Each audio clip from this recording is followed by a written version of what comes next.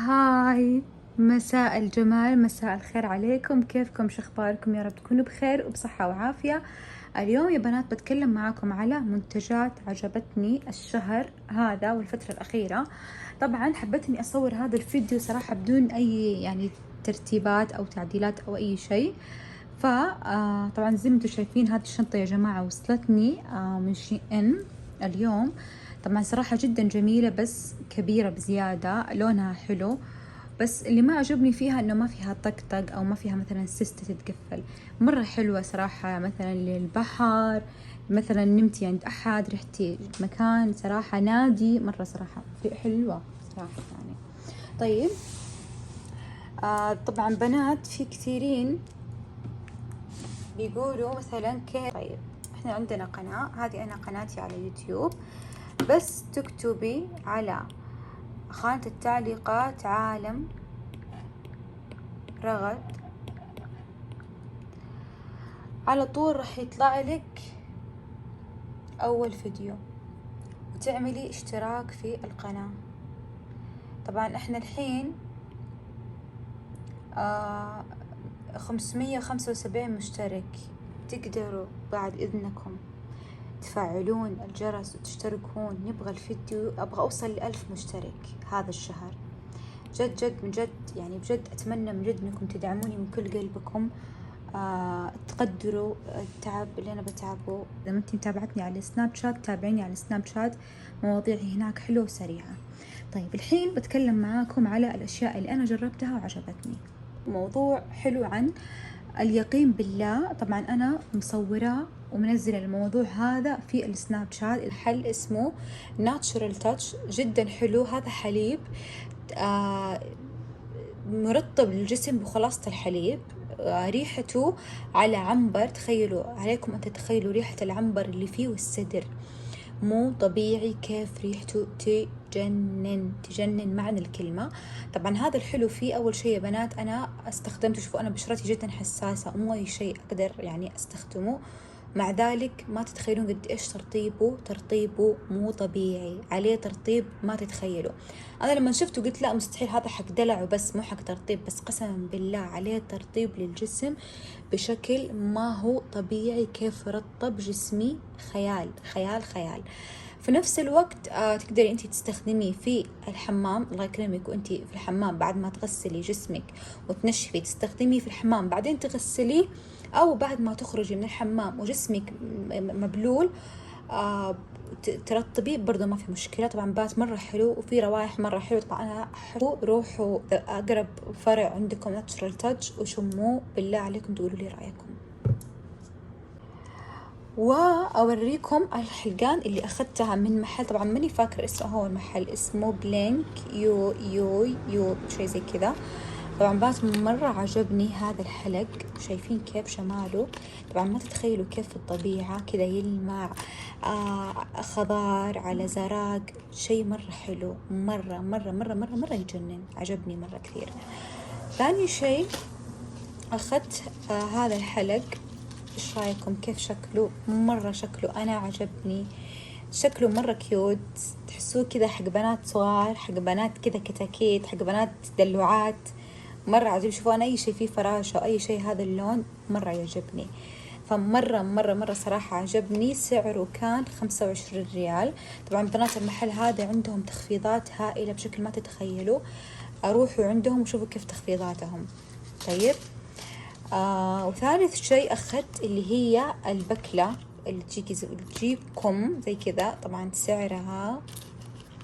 سعرها 27 ريال. طبعا أحط هذه كذا عشان الانعكاس. طيب مرة عجبتني، حلو لما كذا أعمل شعري ويفي، كل شعري أعمله ويفي، وفي نفس الوقت هذه كذا أحطها على الجنب.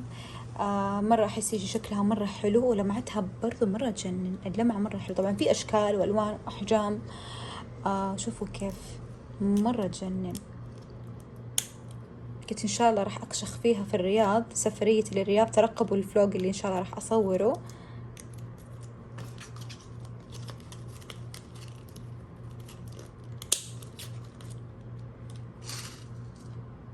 طيب واخدت هذا المزيل ميك اب اللي هو بفحم، بالفحم، هو ينظف الوجه ويزيل المكياج من الموجود في الوجه، برضو من نفس المكان، ناتشورال تاتش. طبعا راح اجربه وان شاء الله راح اعمل عليه ريفيو. طبعا هو جاي زي كذا، لونه اسود. طيب قلت ان شاء الله راح اجربه، راح اقول لكم كيف. هو بالفحم، هنا مناديل الفحم الأسود النظيف. وطبعا طلبت برضو هذه الشيئين اللي تيجيكم ترسموا على نفس الظفر. يعني مثلا مناسب مثلا اني ارسم اللي هو الفرنش مثلا. طبعا انا ماني عارفه لسه، يعني اول مره اجرب الكواليتي حقه، يعني ماني عارفه كيف كويس مو كويس. كذا ترسمون على الظفر، يعني مثلا برسم انا قلب مثلا زي كذا. طبعا ما قاعد يرسم صراحة شيء، يعني ما في شيء. هو المفروض انه يرسم ابيض او مثلا كذا، المفروض اني الون ابيض، بس ما قاعد يرسم، يعني شكله ابو كلب. بس عاد هذه ضريبة التجربة. طبعا انا ما تتخيلوا كيف بجرب اشياء مرة كثيرة، اشياء تخص التجميل واشياء تخص الاظافر، لاني دائما احب لما اقدم او اشتغل لعميلاتي شيء يكون الشيء مرة نظيف وجودته كويسة. فهذه ضريبة التجارب، انك تجربي وترمي فتكوني خسرتي فلوسك على الفاضي. بس ان شاء الله يعني هذا اللون اللي هو الاسود جاي كذا زي القلم، ترسمون مثلا عليه مثلا قلب او شيء. طبعا اكيد اللون الاسود ما ابغاه يعني من الظفر، هذا لون اسود. طيب في برضو طلبت برضو من موقع من نون، طلبت هذه الرموش اللي هي رموش الروسية. طبعا أنا شايفة إنه مرة الناس طايحة على الرموش الروسية. طبعا أنا أعرف أركب الكلاسيك وأركب الفوليوم، بس قلت راح أتدرب على الرموش الروسية اللي هي هذه. يا رب إنه واضح معاكم كيف جاي شعرها. وطبعا أخذت لي أغراض لجل الأظافر، طبعا زي الأظافر وتجميل. فطلبت هذه الألوان جدا جميلة، عليها طلب جدا قوي. هذه ألوان يا بنات جل أظافر. طبعا الكل يقول ألوان جل الأظافر ما هي مناسبة للمناكير العادي، يعني ألوان الجل الأظافر لازم تحتاجي اللي هو جهاز الشعاع المغناطيسي عشان تنشف معاكم. فأنا أخذت هذا اللون اللي هو الموف، وأخذت الأبيض، وأخذت البنفسجي هذا. طبعا بنات الألوان مرة في الطبيعة أحلى، فاللي ما حجزت عندي تحجز قبل لا أقفل الحجوزات. اللي ما حجزت عندي جل أظافر ورموش واشتريت مارك وسكار، راح أحط لكم رابط الواتساب في خانة صندوق الوصف، عشان لو حابين تحجزوا وتواصلوا على الرقم اللي بحطه معاكم. وطبعا هذا اللي هو مناكير، مو مناكير عفوا، تاب كوت، اللي هو احطه اخر شيء، يعني بعد ما اشتغل على الظفر وكل شيء تاب كوت. طبعا طيب ثالث شيء اخذت برضو بلوزة من شي ان. طبعا راح اوريكم صورة للبس اللي عجبني. طبعا هذا اول شيء، اي شيء فيه له جلد نمر انا مرة بيعجبني، فجبته من شي ان. وفي نفس الوقت طبعا ما عليكم انا عشان قايساه ومجرباه عليا. وبرضه قماشه من القماش من الأقمشة الثقيلة، يعني شيء ثقيل وشيء على مستوى. قماشه قماش ثقيل. طبعا عشان رايحة الرياض إن شاء الله بإذن الله يوم الجمعة، فأتوقع إني مرة راح أحتاج البلايس الثقيلة. صراحة ما طلبت أشياء كثيرة، طلبت هذه وطلبت كمان فستان، بس تخيلوا الفستان جاء كبير علي فرحت بدلته، شكلي نحفانة مرة في الفستان. تب كوت. اوكي. رابع شيء اللي هو هذا اللي يجي، طبعا لسه انا ما جربته، بس قلت اوريكم اذا جربته راح اقول لكم عليه. شفتوا في الفيديوهات الاجنبية اللي وانتوا ترسمون على نفس الظفر تحطون كذا حاجة وردية حول الظفر وعشان تقدر ترسمي على راحتك، بعدين كذا تشيليه؟ هو هذا، بس لسه انا ما جربته، فان شاء الله اذا راح اجربه راح اقول لكم كيف. يعني أي حاجة حلوة شفتها على نفسي أحب إني أقولها لكم. يعني أي حاجة جربتها من زمان، هذا طبع فيني من زمان، اللي يعرفوني من زمان يعرفوا إنه رغد يعني أنا من يوم أنا صغيرة كانوا يسموني أم الشنطة الكبيرة من كثر ما كانت شنطتي كبيرة وفيها كل شيء فهمتوا. فبالنسبة لي يعني إني أتكلم في ذا الشيء بدون مقابل مرة عادي عندي. هذه الخمرية يا بنات اللي راح تجربها راح تدعيلي، بالذات العرايس لأنها حلوة. وتعرفوا أنتوا العروسة لازم تكون مرطبة وريحتها حلوة، يدك، أكتافك، أماكن النبض، ورا الإذن، ظهرك، صدرك. هذه جاية على كريم، لكم أن تتخيلوا كيف. مو خمرية زي كذا، مو زي كذا، لا هذه حلوة برضو، بس هذه جاية زي كريم، فهمتوا؟ يعني ترطبي جسمك وخلاص كل جسمك مرطب، بعدين آخر شيء تاخذي تحطيه على كل الجسم. مو طبيعي كيف، أنا ما حتكلم. وطبعا أنا طايحة في غرام هذه الخمرية. أخذتها من محل اسمه أخذتها من هيفا مول، من محل بحاول أتذكر اسمه وأحطه لكم في شغالة التعليقات. الريحة مرة تجنن.